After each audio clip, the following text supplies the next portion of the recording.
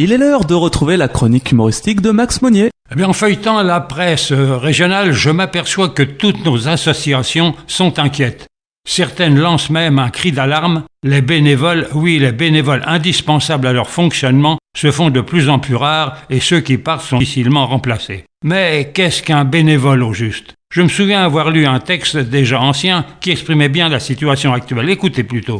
Le bénévole, Activus benevolus, est un mammifère bipède qu'on rencontre surtout dans les associations où il peut se réunir avec ses congénères. Les bénévoles se rassemblent à un signal mystérieux appelé convocation. On les rencontre aussi en petits groupes dans divers endroits, quelquefois tard le soir, l'œil hagard, le cheveu en bataille et le teint blafard, discutant ferme sur la façon d'animer une manifestation, d'occuper les jeunes ou de faire des recettes supplémentaires pour boucler leur budget. Le téléphone et l'ordinateur sont des appareils beaucoup utilisés par les bénévoles qui prennent du temps et de l'argent pour régler les petits problèmes qui se posent chaque jour.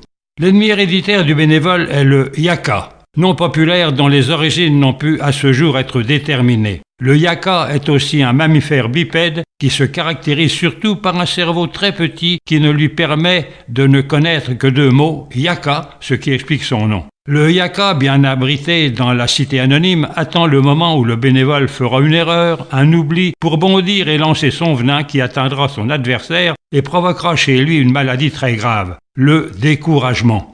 Les bénévoles décimés par le découragement risquent de disparaître et il n'est pas impossible que dans quelques années, on rencontre cette espèce uniquement dans les zoos où, comme tous ces animaux enfermés, ils n'arriveront plus à se reproduire. Alors les yakas, avec leur petit cerveau et leur grande langue, viendront leur lancer des cacahuètes pour tromper leur ennui. Ils se rappelleront avec nostalgie le passé pas si lointain où le bénévole abondait et on pouvait le traquer sans contrainte.